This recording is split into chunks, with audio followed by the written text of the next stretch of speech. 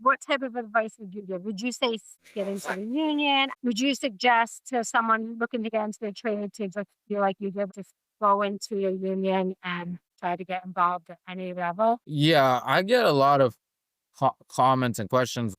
Is your company hiring, or like Mhm. how do I become an operator? Like I said, I was just looking for 40 hours a week Yeah. doing anything in construction. I knew that was the only thing that at the time I thought that was like the only thing. If you work a restaurant job, if you really were only working the weekends, you don't have that much time. So I would recommend getting in as a laborer or a carpenter anywhere you can. Union, non-union, it doesn't matter. Then just work, build a network of guys you're working with. While you're working, apply to where you want to end up. I got into operators actually. Thank COVID helped me out getting into the operators. When I applied to both electrical and operators, I took the test. I applied to the electrical union in LA. So I took like 3 tests. All of them were like, congratulations, you got a B, you got an 80%. Now you're on a list of 500 applicants. And it was like, okay, so at that time I was like, it's too good to be true. You gotta be someone's nephew, you gotta be someone's brother to get in the union. I went to work I was a technician with William Scotsman. It must have been it was over 2 years. COVID was still a thing. It was around the time where like if you were sick, they'd send you home, they'd give you COVID pay. It was a weird time. I was getting off work and I got a call and I answered it. An unknown number. It was John Stipe from the union. And he was like, hey, Jorge. I'm like, hello, who's this? He's like, this is John Stipe with Local 12. You applied for the apprenticeship program in 2018. Are you still interested? And I laughed. I just laughed. I laughed like, I was like, that was like 2 years ago, man. Like, well, I'm sorry, I'm laughing, but I forgot about it. And he's like, oh yeah, I'm going down the list calling people who applied, but no one's picking up the phone. I think I was making something an hour. I just knew it was going to be better. But I didn't know how much more pay. I just knew it was going to be better. So I took it. I said yes. But because it was COVID, they couldn't hold the test anymore at the hotel. They hold the test in a big hotel auditorium room. Boom, boom, boom. But because of COVID, they can't have, they couldn't hold the test. People can't be that close together at a good time. I got really lucky because with the operators, every 2 years, you're supposed to retake the test to keep your spot in that. So if you were 500 when you applied, 2 years passed and you're like at 205, you got to take the test again so you don't lose your spot in line. But I didn't know that. So essentially I was already like disqualified, but COVID helped me. I picked up the phone. I took it. The way it worked for me too was another leap of faith. I had to take it, go to the training site as an applicant and just get on the equipment for 1 week, like 5 days. You go up there, 8 hours, 40 hours essentially, right? Give or take as an applicant. And then once you finish that, then you wait on the apprentice out of work list and wait for them to send you out for work. So he told me like, this is how it's going to go down. We don't know when you'll go to work, but you'll get in as an apprentice, blah, blah, blah. So I was like, I had to tell the place I was working at the deal. Like, I'm like, look, I applied to this 2 years ago. They just called me back. I'm going to need a week off to do this. And I don't know when I'll go to work. So if I can take a week off, that'd be cool. I can't lie. I just can't. I told them that and they just let me go. I think I was only out of work for like 2 weeks. I got to shimmick to the crane job. Oh, So that's my advice is just, be a dishwasher, be something. Like that was my thing. Just start working as much as you can. And the way I thought at the time, I was like, all right, this is time I'm not gonna be free to just skate, waste time and spend money. When I was looking for work to work and make money, yes, but at the same time, this is time that I'm not being a burnout, right? Like this is time, that at least I'm a law-abiding citizen. I'm a good, contributor to society. That was my thing. Then just once you're there, you'll realize real quick, whether or not you're worth more than this or not, or if you're capable of doing more or not. And then that's, when you start applying elsewhere. You don't want to just, I think, shoot for a career as an operator, especially if you got no experience and you got no work. When you got a girlfriend, all the girls like you. But when you got no girlfriend, it's way harder to get a girl. So you want to be working, staying busy, then try and move up that way. That's my advice. Whether it's Uber, whether you got a car, you got an Uber, Postmates, do whatever you got to do to stay busy and stay working, and then just move up that way. Because even like people, I think people see it as the outside. I thought the same thing too. Oh, an operator, you're just gonna sit in a cab all day. Once you get in that cab, even if it's a skid steer, you get humbled really quick. When I get in, the only thing I'm thinking about is, okay, don't want anyone to die. I don't want to kill anyone, run over anyone. I don't want to break anything.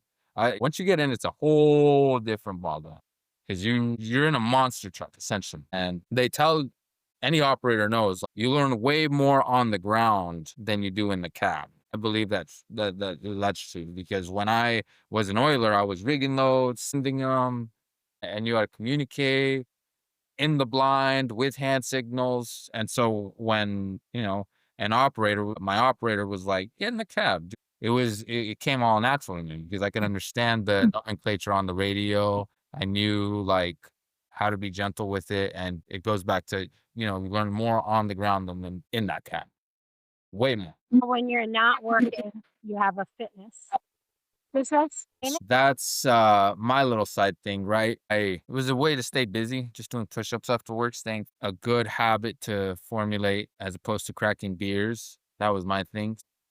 I did that, and then I've trained because I want to start my amateur boxing career next year. I managed to figure out how to stay lean year round. That's the least I can do, right? My coach, my trainer is going to teach me how to fight, how to slip, how to punch, but at least I know I'm capable of making weight on my own. Well, I did that. I started my online fitness business for when times are slow, like when rain comes, there's no work for anyone. Like I touched on earlier, it's very hard to see talent, knowledge, and fitness in one tradesman. I see these guys, and a couple months ago, I saw this guy who runs a skip loader, and he's so good with it. He's like an artist. But the second he's climbing down from the cat, his knee, his back. I'm like, what good is all that talent? You're in pain. You're struggling with doctor's appointments and whatnot. I started my online fitness business. It's essentially like having me as a trainer on your phone 24/7. You give straight instructions of what they should eat and a program that they could follow, exercise online. Yeah. Yeah. They get a nutrition plan. They get a exercise program. They get daily check-ins with me if I see that they do what they're supposed to do. Weekly, bi-weekly check-ins, photo and body stats. So you can track their progress, all that stuff. So it's a really good gig. And it's built for, guys like me. Like if you're traveling or if you got a family, if you're busy, right? If you're working a lot of overtime, I don't necessarily need a gym. You can do a lot with full body workouts, and it's more about your nutrition. Like I said, calories out of quick, especially when you're having a beer or two after work every day. Those habits will lead you down a path which I do not see as sustainable for yourself or for your family. So it's all workouts there. Nutrition plan. You got me in your pocket 24/7, keeping me accountable. I'm like the foreman to train. I've helped tons of guys. When I was on the bridge project, I helped this one guy, and he was like, "Man, what do you do? Do you go to the gym?" I'm like, I don't go that much. She was like, "Well, what do you do?" I'm like, "Well, I just started at least every day I do push-ups, right? I got a certain number I do." And he started doing push-ups, and it helped him. He's like, "I feel better. I feel good." The problem is with these guys, they are way better men than me because I'm very vain. Not only do I want to look good, I want to make sure the whole world knows I look good. But these guys, they got their families, they got their kids, they got their wives, they're way more humble than I am. So, they check the box when I sign them up, and they prefer not to share their progress photos. They just want to get healthy, help them out. And that's about it. But I've helped tons of people. I helped, um, you know, give them the tools, not the tools, the knowledge Mhm. so that they can formulate their own habits and sustain their health on their own. It blows my mind because, like checking grade. If these guys know how to look at a piece of glass, look at the lens, know what they need, know how much they're going to cut, know the equipment that they need, know everything to dig up a hole, lay a piece of pipe and cover it up fast, quick. But when it comes to their own health, their own vessel, they're overweight. They don't know that it's the same thing. It's what you're putting in your stomach, what you're putting in your body, and how much you're moving the machine, your machine, right? So there's that. I mean that like a trench. It's not even sentient. It's a job. You'll finish it up and you'll leave eventually. But your body is the machine you're going to be working with the rest of your life. It's your home essentially. So I really try to shift their mindset when I talk to them and let them know, it's simple. It's not easy, but it's way less complicated than what we do in real life. Not easy to it's discipline. So now you do that on the side work and then going into boxing. Yeah, so I've been training on and off for 7 years now. This summer, I talked to my coach and I was trying to get some private one. Like even I have coaches, right? We all have mentors, right? Like on the job, you have a foreman. You need people to help you figure out what it is you're trying to achieve. I was trying to get private lessons with him again. In those private lessons, uh, trying to bring up the fact that I want to fight. Instead of a private lesson, he invited me to the first gym I started to train at for sparring that day. He said, just come to this gym, come, we're going to go and spar. He was leaving for Vegas that weekend for one of his fighters, a tournament up there. So I'm there talking with him. And I was asking him about the fighter he was taking up to Vegas. I was like, are they pro or amateur? Is it an amateur tournament or pro? She's like, they're amateur. They haven't passed my threshold for professional yet. I saw the opportunity and I asked him, well, what's your threshold for taking on an amateur fighter? Like, what are your requirements for that? And then just instantly he was like, oh, you've passed my threshold for amateur. I'll corner you for a fight. So when he said that, I was like, let's go. All right, what do I do? Do I get my medical? Do I get my medical? Do I get my physical? It's like, whoa, that's going to take like a week or two and you probably get one fight this year. It doesn't make sense. Get it in January. And in the meantime, we'll work out, what we need to work out. So as soon as January hits, that's all I'm gonna do.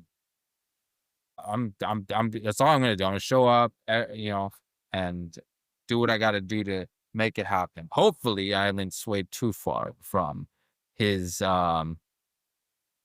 his uh his feelings towards going and cornering me for a fight from the summer. So that's my goal for 2026. Start an amateur boxing career. Can't imagine wanting to box, but they're fun to watch. It's really fun to do at the end of it. Mhm. Not when you're in the middle, but at the end, you're like, it's a feeling you can't buy, you can't replicate, you can't really simulate. You gotta go in there and do it. It's like the trades, Right. The train was all fun and it was really fun, but at first it was scary. I show up and I just see a wall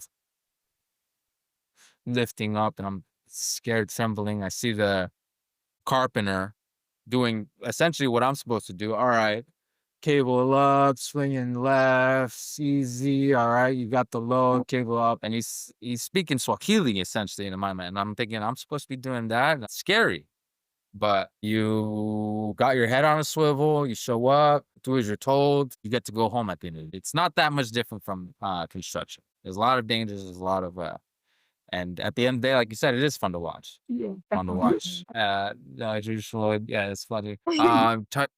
Tyson and George Foreman. George I Foreman was just a cute fighter, and he's always very short, so high. So his shots would always be up super high. Fighting is cool. I think you gotta be. I think people think you gotta be tough to be a fighter, but I actually disagree. I think you gotta be very intelligent.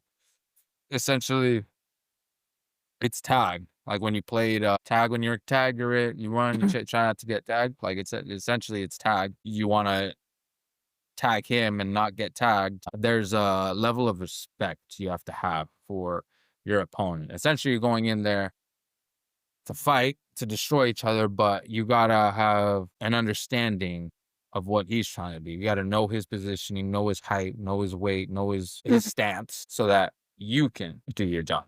If that makes sense. Yeah, no, it makes sense. If you watch them fight to see what they're bringing when they come in, kind of study them a Yeah, little bit, and like their yeah. techniques and stuff. Yeah, because then you got to formulate a plan. Like me, if I'm fighting, it's when I spar. Hopefully, Mhm. when I fight, it'll be a guy my height. But when I spar a big guy, I'm not gonna try to hit his head. I'll stick with the torso. Yeah, at least I can reach right there. If I'm fighting a tall guy, I'm not really concerned on hitting his face, his head. It's gonna Mhm. be a way longer reach, and he'll keep me out with a stiff jab. So I Mhm. work my way in and just attack to the body, which essentially is a bigger target. Um, but I have to understand and accept. Okay, he's the bigger man. He's taller. I'm not gonna reach, so go in there, the body. So we'll see. That is kind of the only thing I got looking forward to right now as a personable journey is fighting. I just want to say I did it. I feel like uh back in the days when we were not as civilized, I feel like we were more natural then. Like Mhm. there was a rite of passage for men. We live here in San Diego, and I'm pretty sure I remember saying that, this is Kumi Island. And even when you're sixth grade, they said when you turn 13, they would drive to take you miles out and just leave you. And you had to get this game, bring it back, and if you didn't, you weren't a man. The Spartans had that regimen where there was a rite of passage. I feel like you don't have that today as men in the society. So it's gotta be self-inflicted, self-induced. Mhm. And so that's my goal. That's my ethos towards it. Somehow construction's not enough. Well, I wish you the best of luck with Thank you, Don. We'll do another one after my first it. fight. And I'll let you know That's right. that'll be a new careers confession from blue collar to boxing ring. The transition from there. Oh, Yep. I also want to touch on what you said about going to schools and job fairs. I'll say this: even my dad, who's a handyman, knows fine carpentry, can build the house from the ground up. He didn't want this life for me. He's like, you don't want to be a doctor, you don't want to be a lawyer. Now, as I look back, I'm like, why are you telling me this? Biology's real. Like, you a doctor, you a lawyer, it's in my blood. Like, Mhm. I started playing soccer because it's in my blood. It's not definitely not glorified. And it's, if anything, it's like I said with boxing, with being a fighter, people think you got to be this dumb, tough guy. But no, you actually got to be very intelligent. I think if you're in the trades, even if you're a laborer, like you're a genius.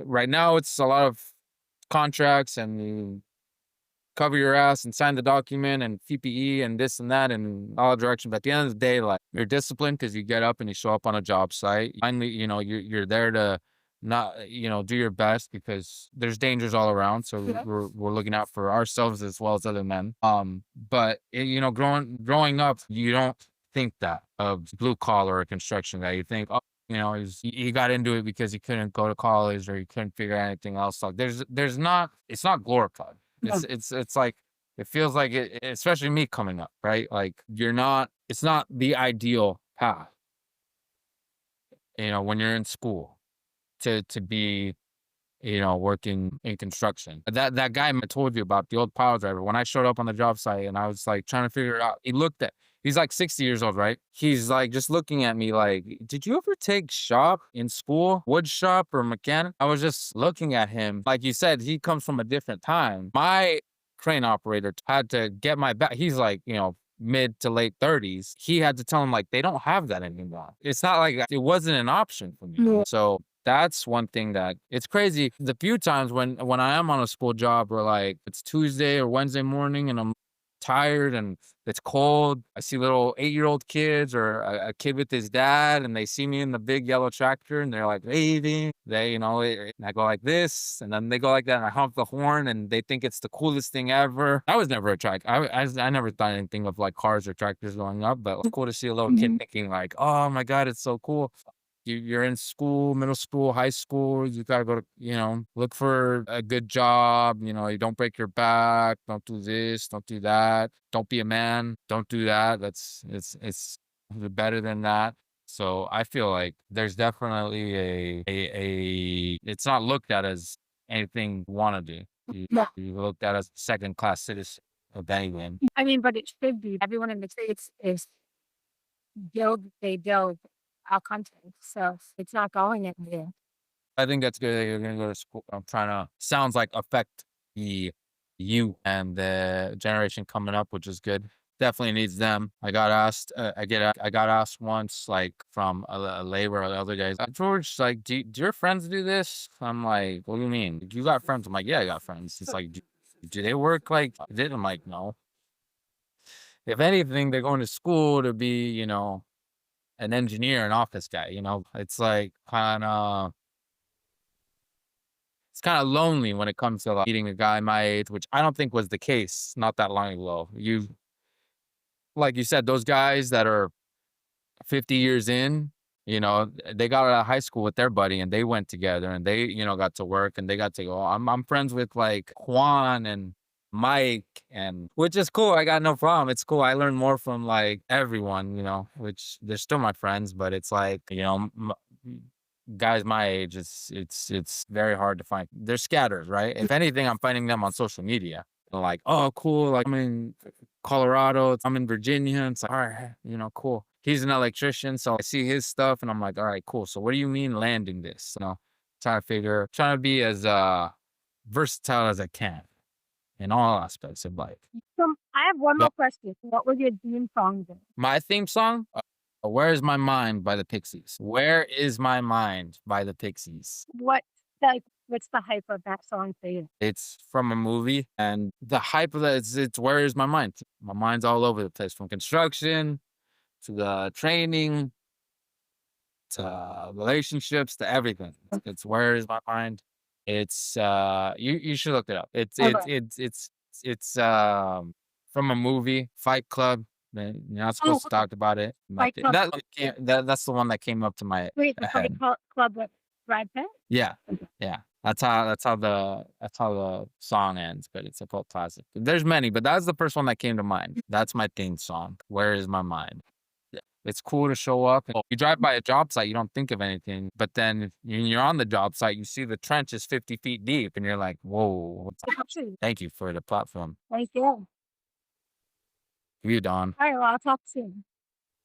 Yes. Have a good rest of your Sunday. You too. Uh,